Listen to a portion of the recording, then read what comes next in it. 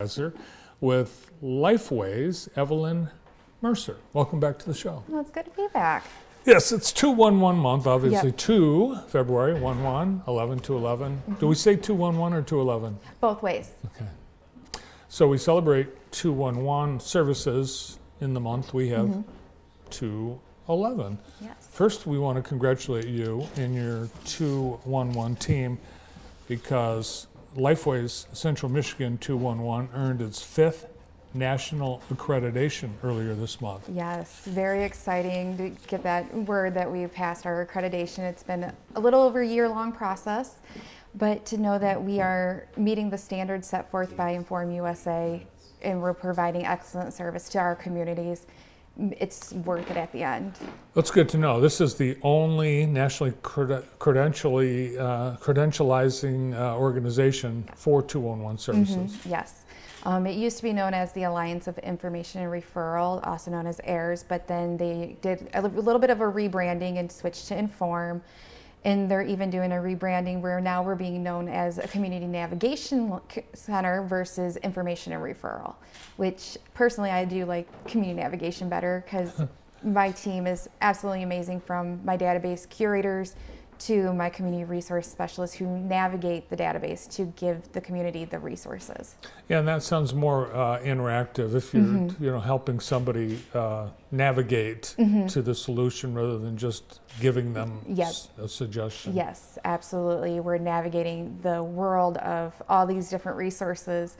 My team alone oversees between 12 and 1,300 records every year. They keep them updated, and they will reach out to those agencies, be like, hey, it's time to update again. And as we all know, funding changes so quickly, and my database curators are on it to make sure that information is updated so the team is giving out the correct up-to-date information. Well done. One of the things I really liked in the accreditation is that one of the things they measure is your actual impact, you know, what it does for the community. So they're out there not just making sure you have the right number of people and you're saying the right things, but that you're making a difference. Difference within our community.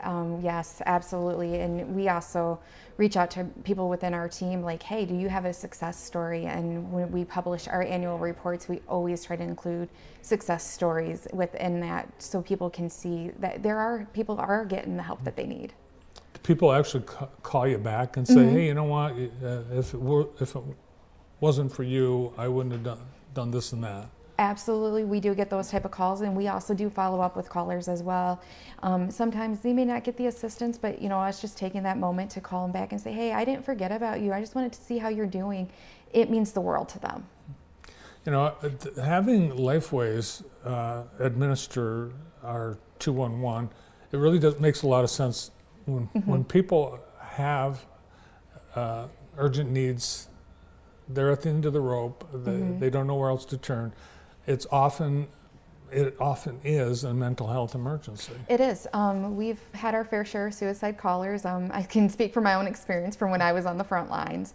And even now we still get them, and we always make sure they are getting to the correct type of mental health crisis line, and we stay on that phone with them till they are actually talking to a live person on that crisis line. We never just leave them hanging. And you probably get calls, people are crying, they're screaming. Yep, we've had the criers, we've had the screamers, a lot of us have been called every name in the book. Oh, it's your fault. Oh yeah, we've been told that too. It's all our fault. And sometimes after they just get it all out, they're just like, you know what, I'm sorry, that was not meant to be. It's okay, we get it. We're human too. We get it. Sometimes we just need to be that kind of the punching bag kind of sounding board when they need to just vent.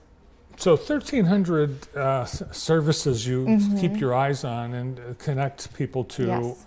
That's a lot. Yes. So obviously the mental health we just talked about. What are some of the other areas? From everything from utilities to housing to food to obviously the mental health to medical transportation. Everything health and human service, nonprofit related, we can try to get you to connect to those.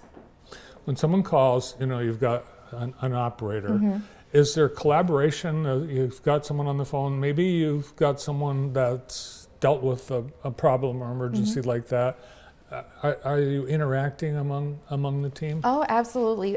So most of my team is remote, so we do use Microsoft Teams a lot. But we'll message each other like, hey, I need help with this situation, and we're all willing to jump in, whether it be other frontline staff. I've jumped in and be like, hey, try this. Our database team is the same way. We all want to make sure everyone's getting that help that they need, and we want to see everyone try to be successful. Is the phone always ringing? Absolutely. We are 24/7, 365. We're always there when you need us. We also are answering text, emails, live chats, which are instant messengers. So we have many platforms to get a hold of us. Oh, people can text? Yes. One thing I found very surprising but very cool at the same way is a lot of senior citizens are starting to text us. Because they don't want to sit there on hold forever. So they'll start shooting us text messages. We get a lot of college students that will text us while they're in the middle of class trying to handle their home crisis while they're also still trying to further their education.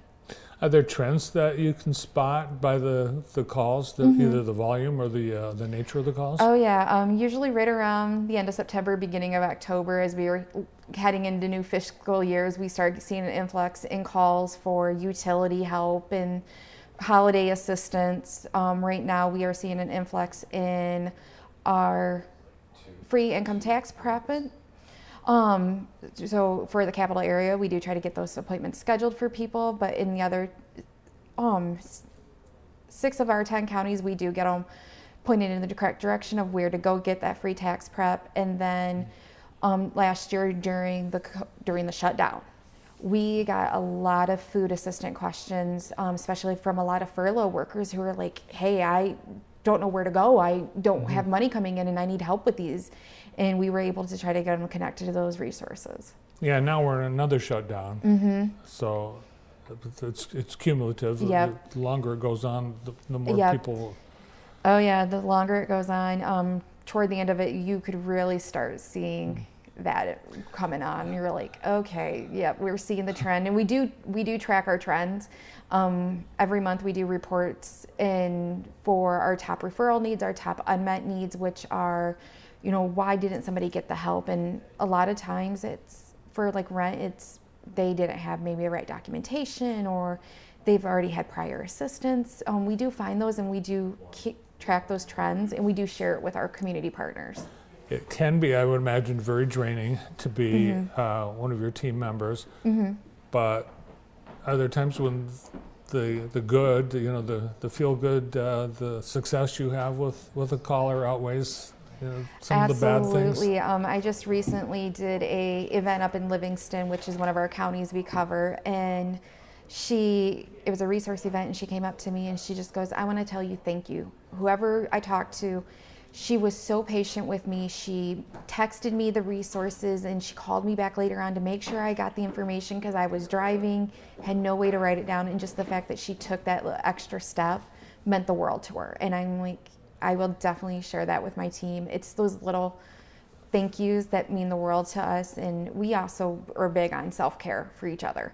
We'll all do check-ins with each other. We have a couple of members who are dedicated 2-on-1 team fun, so they'll send out random things virtually for us to do, like little quizzes or throwback Thursdays, just whatever we can do to also try to keep our morale up. Well, we salute all 211 team members for your service. Thanks so much. Thanks for coming in today. Oh, no problem. I'm happy to help and talk about it, what we do. We do a great job. Thanks. Happy 211 month. Yes, happy 211 month. Yeah, to LifeWays and Program Supervisor of 211, Evelyn Mercer.